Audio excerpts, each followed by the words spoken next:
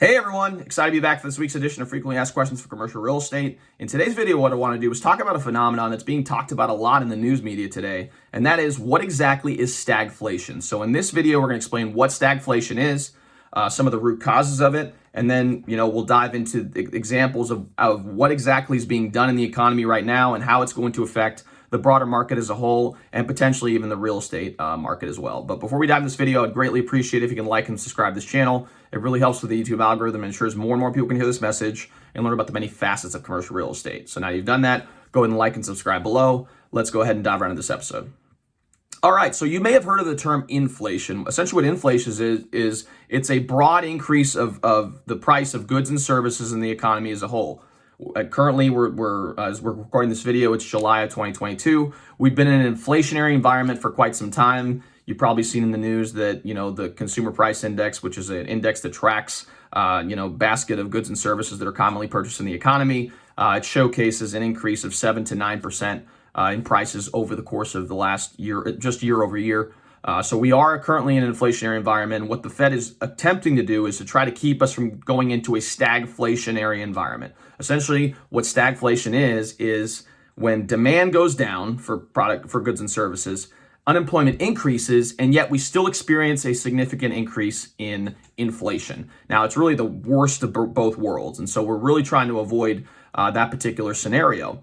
So what typically happens is that there's two reasons why stagflation occurs. The first is supply shocks or supply constraint, and the second is fiscal and monetary policy decisions. So the first reason, supply shocks. What does that mean? The first, the most recent stagflationary environment that we were in was in the 1970s during the oil embargo. Essentially, what was happening is we had a constricting supply of oil that was available for the general populace. Since oil is an input for most products and services, it caused a significant constraint as far as what access you had to that particular raw material. Thus, pricing started increasing across the board, and you did see a drop in GDP, and unemployment went through the roof as well, thus creating a stagflationary environment. And that was caused by primarily a supply shock. Number two is fiscal and monetary policy. Today, I'll focus mostly on the monetary policy because that's really what's in the news today. The Fed, over the last year or so, has been pumping money into or actually 2 years now. It's crazy to think that we've been in COVID for that long, but over the last couple of years, the Fed has been pumping money into the economy in order to make sure that we didn't see a significant drop off in GDP. But now, since we're in an inflationary environment, the one of the levers that the Federal Reserve can pull is to increase the federal funds rate, which puts pressure on banks to thus increase their interest rates that they offer to people who are looking to borrow money.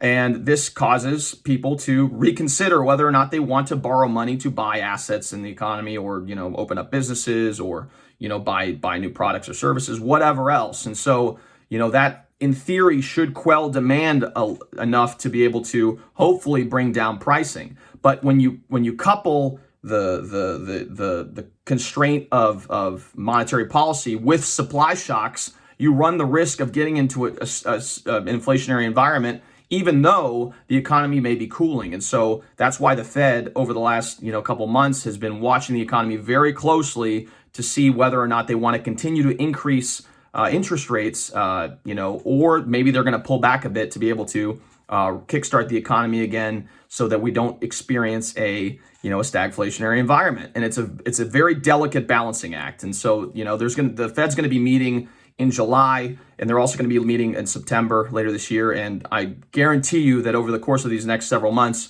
you're going to be hearing thoughts on what the Fed should do as far as their monetary policy is concerned. So what is currently happening? Well, we're starting to see a little bit of a decrease in inflation year over year. If you've tracked the consumer price index, you've seen 0.1 or 0.2% drop off in inflation month over month. We're going to see what happens now that the Fed increased their federal funds rate target last month, and now I think this coming month they're likely to do the same to be able to start quelling inflation. Employers are starting to lay off workers and restrict the amount of employees that they're bringing on, just in preparation of potentially experiencing a recession. So you're already starting to see the potentially unemployment rate starting to rise as well. So we are in a very delicate situation. Also, the supply chain is beginning to heal, but we still have constraints in a variety of different ways. Right now, oil refining is a big constraint. We've been able to produce a significant amount of oil, but the refining process is what is actually keeping us from being able to produce as much oil as we need to in order to keep prices low. I know a lot of states around the country have been trying to help with that because oil prices have begun to rise significantly. And I know here in Kentucky, they're talking about reducing the gas tax to be able to pass on some of those savings to the general populace so that, it puts a little bit less of a burden on average households. So all that to say, we're in a very delicate situation right now, and, hopefully we can avoid a stagflationary environment. I know the Fed's going to be doing everything they can to be able to make sure that doesn't happen. As far as how this affects real estate, it really just remains to be seen. You would figure that as interest rates begin to rise, obviously the cost of capital begins to become more expensive. Thus, investors are less likely to pull the trigger on different investment at certain price points. So you would think that because of that prices will decrease. However, because there's such volatility in the markets right now, I mean, the S&P 500 and all these major corporations that are publicly traded have been absolutely smashed in 2022. So a lot of investors are starting to think, okay, what ways can I invest my money that's a little bit more stable and a little bit more, not having to deal with so much volatility. And real estate tends to be a pretty solid inflation hedge, and it's a much more stable investment than, let's say, the stock market. And so you could very well see people starting to transfer their investments from the stock market into real estate. So, really only time will tell. I'm interested to see how everything's going to come about in the next 12 to 18 months. I'd love to hear your guys' feedback as far as what you think is going to happen with the economy as a whole, and also the real estate market. If you like this video, I'd greatly appreciate it if you can like and subscribe to this channel. It really helps with the YouTube algorithm, ensures more and more people can hear this message. If you guys are in the Louisville market and you're looking to buy, sell, or lease commercial property, I would greatly be honored to be able to represent you in finding these types of opportunities. I mean, Louisville's a phenomenal market, and I'll be happy to be that resource for you as you're looking to start your journey. So thanks again so much for tuning in, and we'll see you all next time.